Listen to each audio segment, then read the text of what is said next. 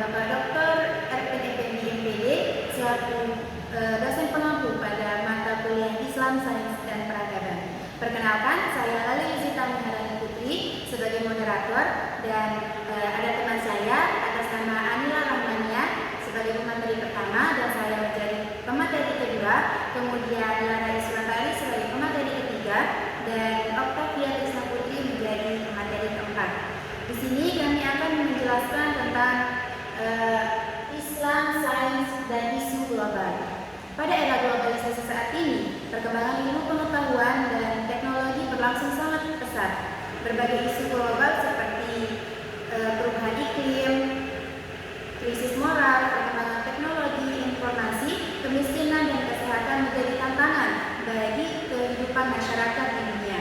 Nah, sebagai umat Islam, kita perlu memahami bagaimana Islam memandang perkembangan sains tersebut, serta memberikan solusi dan pedoman dalam menghadapi berbagai isu global tersebut. Nah, melalui presentasi saat ini, kelompok kami akan menjelaskan hubungan antara Islam, sains, dan menganalisis berbagai isu global yang terjadi saat ini. Untuk mempersingkat waktu, saya persilahkan kepada pemateri pertama atas nama Anila Rahmania. Disilakan. Di sini saya akan menjelaskan terkait pengertian Islam, sains, dan globalisasi, yang dimana Islam berasal dari bahasa Arab yang memiliki arti kedamaian, keselamatan, kepatuhan, serta penyerahan diri kepada Allah Subhanahu wa taala. Islam diturunkan oleh Allah Subhanahu wa taala melalui Nabi Muhammad SAW sebagai pedoman kehidupan manusia. Dalam ajaran Islam, manusia tidak hanya diperintahkan untuk beribadah kepada Allah Subhanahu wa taala, tetapi juga untuk berpikir, meneliti, dan memahami alam semesta sebagai tanda-tanda kebesaran Allah Subhanahu wa taala. Selanjutnya yaitu sains. Sains merupakan ilmu pengetahuan yang diperoleh melalui penelitian, pengamatan, dan pemikiran secara logis untuk memahami fenomena alam dan kehidupan manusia. Dalam perspektif Islam, sains atau ilmu pengetahuan dipandang sebagai sarana untuk mengenal ciptaan Allah dan meningkatkan kualitas kehidupan manusia. Banyak ayat dalam Al-Quran yang mendorong manusia untuk menggunakan akal, mengamati alam, dan mencari ilmu. Hal ini menunjukkan bahwa Islam mendukung perkembangan ilmu pengetahuan dan teknologi selama digunakan untuk tujuan yang baik dan tidak bertentangan dengan nilai-nilai kemanusiaan serta ajaran agama. Selanjutnya yaitu globalisasi. Globalisasi adalah proses berkembangnya hubungan antar negara melalui teknologi, informasi, transportasi, dan sehingga dunia menjadi semakin terhubung tanpa batas. Selanjutnya pengertian isu global berbasis sains. Isu global berbasis sains merupakan berbagai permasalahan yang terjadi dalam skala dunia yang berkaitan dengan perkembangan ilmu pengetahuan serta teknologi. Dalam perspektif Islam, sains dipandang sebagai sarana untuk memahami ciptaan Allah Subhanahu wa taala dan meningkatkan kualitas kehidupan manusia. Perkembangan sains telah membawa kemajuan yang besar, tetapi juga melahirkan berbagai tantangan seperti perubahan iklim, pandemi, dan kemiskinan yang memerlukan solusi berdasarkan ilmu pengetahuan sekaligus nilai-nilai moral. Di sini kami akan membahas 3 isu global, yaitu pertama, perubahan iklim dan lingkungan, yang dimana cirinya seperti kenaikan suhu global, deforestasi, dan hilangnya keanekaragaman hayati mengancam ekosistem dan memicu cuaca ekstrem.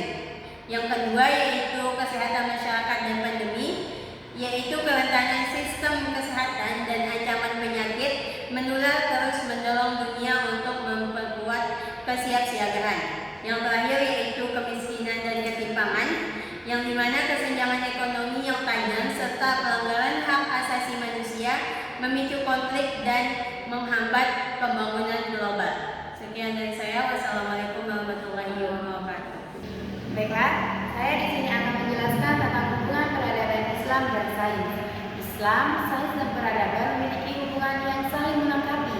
Islam memberikan pedoman moral dan etika dalam kehidupan manusia, sementara sains menyediakan berbagai solusi ilmiah untuk mengatasi persoalan yang dihadapi masyarakat. Nah, peradaban menjadi wadah penerapan ilmu pengetahuan dan nilai-nilai Islam dalam kehidupan sehari-hari. Dengan mengintegrasikan Islam dan sains, manusia dapat membangun peradaban yang maju, adil, dan berkelanjutan. Nah, dari penjelasan tersebut dapat kita pahami bahwa sains bukanlah dua hal yang bertentangan, tetapi saling mendukung dalam membangun peradaban manusia. Nah, nilai-nilai Islam menjadi pedoman nih dalam membangun atau menggunakan ilmu pengetahuan agar membawa manfaat bagi kehidupan manusia. Nah, selanjutnya kita akan melihat bagaimana hubungan tersebut diterapkan dalam menghadapi berbagai isu global yang terjadi saat ini. Nah, isu pertama yaitu isu global perubahan iklim. Nah, perubahan iklim merupakan salah satu isu global yang berdampak sangat besar terhadap kehidupan manusia. Nah, kenaikan suhu bumi, banjir, kekeringan, dan kerusakan lingkungan terjadi akibat aktivitas manusia seperti pencemaran dan deforestasi. Nah, dalam Islam, manusia dipandang sebagai khalifah yang mempunyai tanggung jawab untuk menjaga kelestarian alam. Sementara itu, sains berperan dalam mengembangkan solusi seperti energi terbarukan, penghijauan, dan teknologi ramah lingkungan untuk menjaga keberlanjutan kehidupan manusia dan peradaban. Nah, kemudian perubahan iklim bukan hanya masalah lingkungan, tetapi juga berdampak pada kehidupan sosial dan ekonomi masyarakat.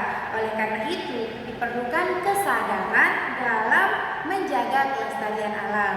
Nah, dalam hal ini, ajaran Islam dan perkembangan sains dapat bekerja sama untuk menciptakan solusi yang berkelanjutan. Kita lanjut ke isu berikutnya. Nah, isu selanjutnya yaitu isu kesehatan masyarakat dan pandemi. Nah, pandemi menunjukkan pentingnya kesehatan sebagai bagian dari kehidupan manusia. Dalam Islam, menjaga kesehatan termasuk salah satu tujuan utama syariat, yaitu menjaga jiwa hifz an-nafs. Dari sisi sains, pandemi dapat ditangani melalui penelitian medis, vaksinasi, teknologi kesehatan, dan kebijakan kesehatan masyarakat.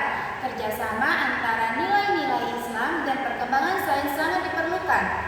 Dan perkembangan sains sangat diperlukan untuk menciptakan sistem kesehatan yang kuat dan mampu melindungi masyarakat dari berbagai ancaman. Nah, pengalaman yang dulu nih tentang pandemi mengajarkan bahwa kesehatan merupakan aspek yang sangat penting bagi kehidupan manusia. Selain usaha melalui penelitian dari teknologi medis atau teknologi kesehatan, diperlukan juga kesadaran masyarakat untuk menjaga kesehatan dan menjaga lingkungannya agar tetap bersih. Dengan demikian, nilai-nilai Islam dan sains sama-sama berkontribusi dalam menciptakan masyarakat yang sehat. Nah, untuk isu terakhir yaitu isu global, yaitu kemiskinan dan ketimpangan sosial.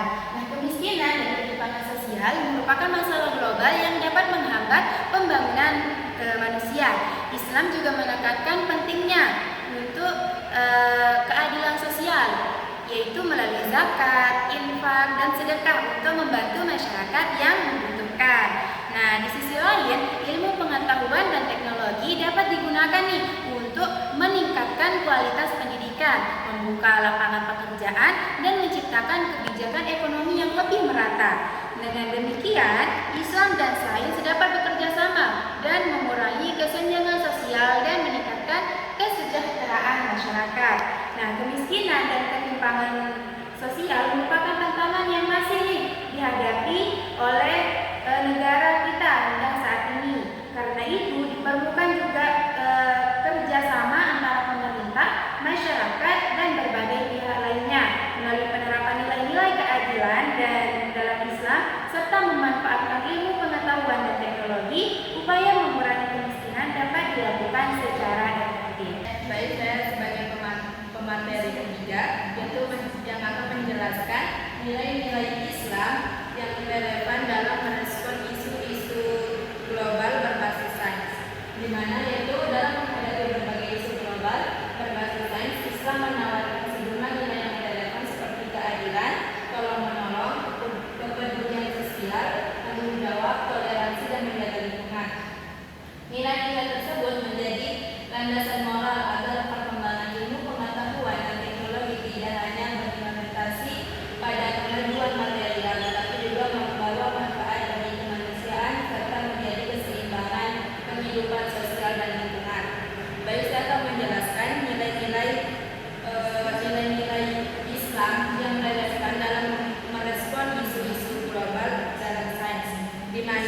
yaitu yang pertama itu ada keadilan, di mana keadilan yaitu mengajarkan bahwa setiap manusia berhak memperoleh perlakuan yang sama sesuai hak dan kewajibannya. Nah, dalam menghadapi ketimpangan sosial, kemiskinan dan nilai ini mendorong pemerataan akses pendidikan, kesehatan, pekerjaan dan kesejahteraan.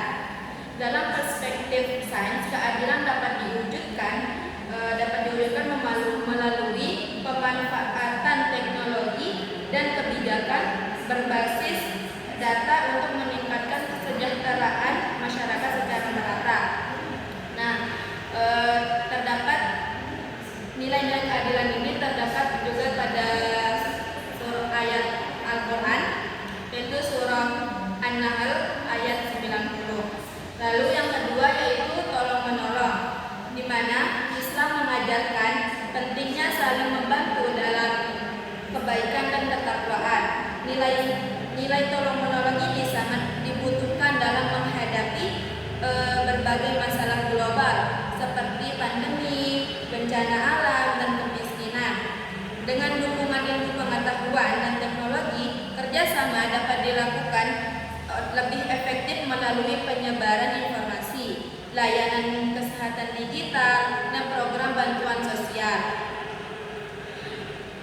Tolong menolong juga disebutkan dalam Al-Quran, yaitu surah Al-Ma'idah ayat 2. Yang ketiga yaitu kepedulian sosial, di mana kepedulian sosial ini mendorong umat Islam untuk membantu mereka yang membutuhkan seperti fakir miskin, anak yatim, dan kelompok-kelompok yang lainnya. Dalam konteks sains sosial, nilai ini dapat diwujudkan melalui penelitian penyebab kemiskinan, peningkatan kualitas pendidikan, pelayanan kesehatan, serta pemberdayaan masyarakat agar memiliki kehidupan yang lebih baik. Dan nilai-nilai ini disebutkan dalam Al-Quran, yaitu surah Al-Ma'un ayat 1-3. Yang keempat yaitu menjaga lingkungan. Islam menempatkan manusia sebagai khalifah yang bertanggung jawab untuk menjaga kelestarian alam. Nilai ini sangat penting dalam menghadapi isu perubahan iklim, pencemaran, dan kerusakan lingkungan. Pendekatan berbasis sains dapat dilakukan melalui penggunaan energi terbarukan, pengurangan sampah plastik, penghijauan, pengelolaan limbah, dan pengembangan teknologi ramah lingkungan.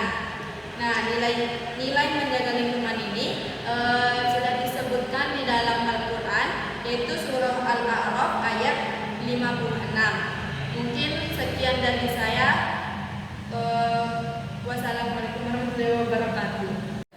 Islam tidak menolak globalisasi maupun perkembangan ilmu pengetahuan dan teknologi. Sebaliknya, Islam mendorong umatnya untuk mencari ilmu dan memanfaatkan sains demi kebaikan manusia. Dengan tetap berpegang teguh pada nilai moral, akhlak, dan juga syariat. Dalam Al-Quran surah An-Nabiyyah ayat 107, di sana itu menegaskan bahwa Islam itu merupakan rahmat bagi seluruh alam, di mana yang bersifat universal dan juga tetap relevan dalam menghadapi era globalisasi. Konsep Al-Quran itu untuk seluruh manusia dan untuk seluruh alam semesta, yang menunjukkan bahwa Islam hadir untuk membawa perdamaian, keadilan, dan kesejahteraan seluruh umat manusia. Nah, di sini kita tadi kan sudah dibahas di 3 isu. Yang pertama itu ada tentang isu iklim dan lingkungan, terus yang kedua itu isu kesehatan masyarakat dan pandemi, serta yang ketiga itu ada isu kemiskinan dan ketimpangan. Nah, ketiga isu ini kita akan membahasnya, yaitu kita akan menganalisis isu yang ketiga tadi itu dalam perspektif Islam serta dampaknya bagi peradaban berikutnya. Nah, yang pertama kita akan menganalisis isu perubahan iklim dan lingkungan. Sebelumnya, menurut kajian ilmiah yang kita dapat dari jurnal nanti bisa dicek di sumbernya itu bisa dicek di daftar pustaka pada makalahnya, di mana perubahan iklim terjadi itu akibat adanya gas rumah kaca seperti karbon dioksida, metana, dan nitrogen oksida.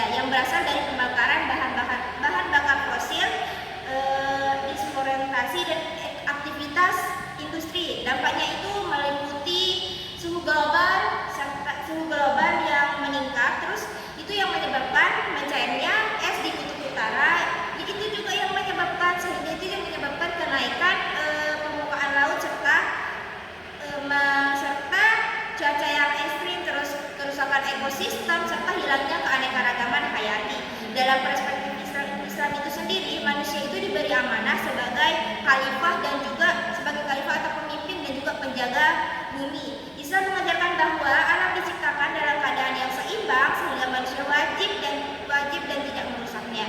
Al-Quran itu melarang segala bentuk kerusakan di muka bumi dan memerintahkan manusia untuk memanfaatkan sumber daya alam secara bijaksana. Ada di kutipan di jurnal yang kami dapat itu ada menekankan bahwa ada 3 prinsip utama dalam menjaga lingkungan. Yang pertama itu ada yang namanya kesatuan, terus keseimbangan dan juga tanggung jawab. Kerusakan satu bagian ekosistem itu dapat mengganggu semua ekosistemnya. Karena kenapa? Karena lingkungan itu dia saling berkaitan.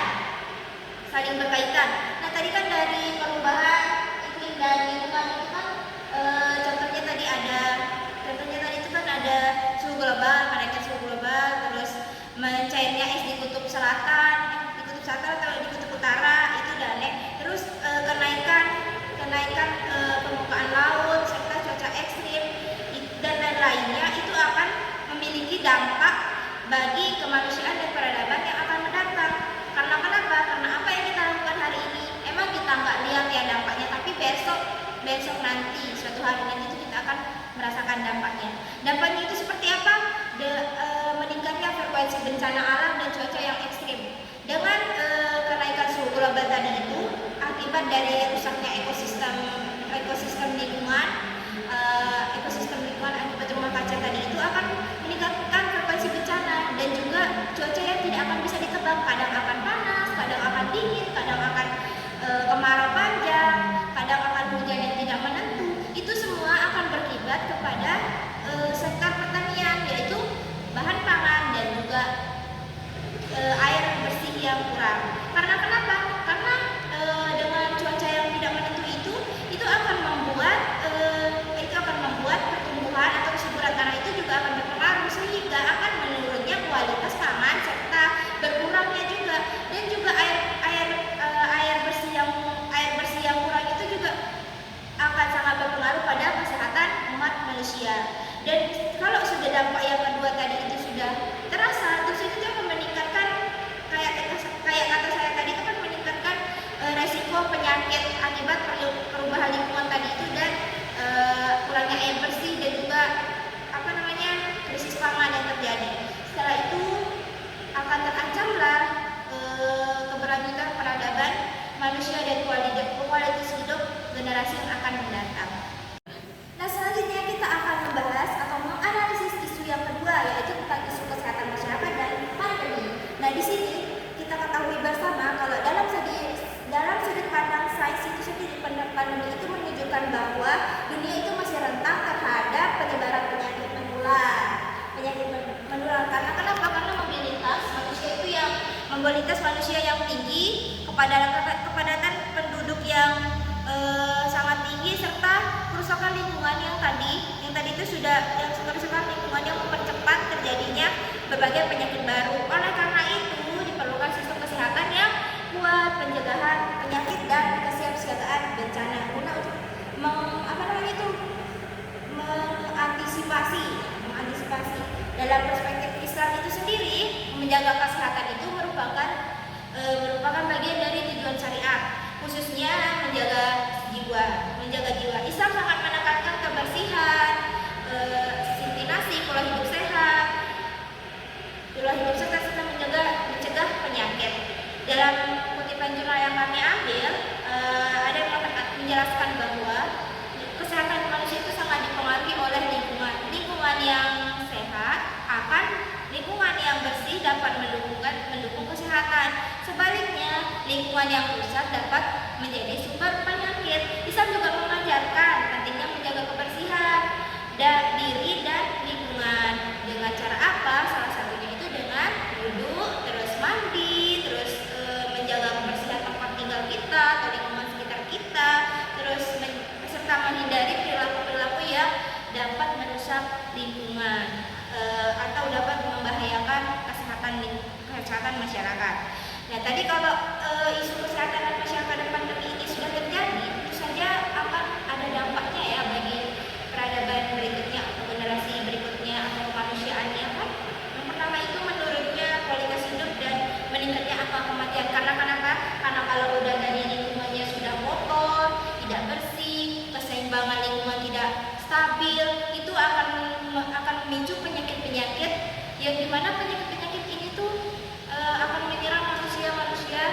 generasi berikutnya, lalu itu akan menyebabkan kualitas hidup penduduk menurun, angka kematian yang meningkat. Kalau sudah seperti itu, tentu saja akan berpengaruh kepada sektor ekonomi, pendidikan, sosial, dan lain sebagainya. Karena kenapa? Karena kalau kualitas manusianya sudah menurun, terus siapa nanti yang ngurus ekonomi, terus pendidikan, sosialnya?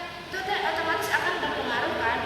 Kalau sudah kayak gitu, akan terjadilah krisis kemanusiaan akibat terbatasnya akses layanan kesehatan tadi. Kalau sistem ekonomi Indonesia misalnya akan terganggu, otomatis itu akan berpengaruh pada sistem pada layanan kesehatan karena karena fasilitasnya yang tidak memadai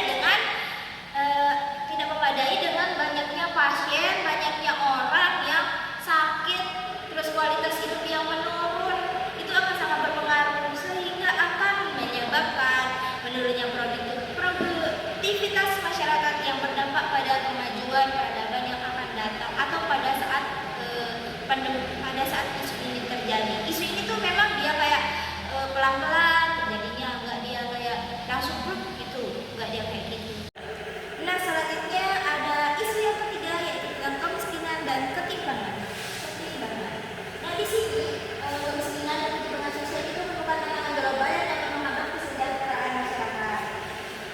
Secara ilmiahnya, kemiskinan dan ketimpangan sosial ini disebabkan oleh distribusi sumber daya yang tidak merata, rendahnya akses pendidikan dan kesehatan, terus pengangguran di mana-mana, serta ketidakadilan ekonomi yang terjadi. Kesenjangan yang tinggi tadi itu dapat memicu konflik sosial, terus kriminal.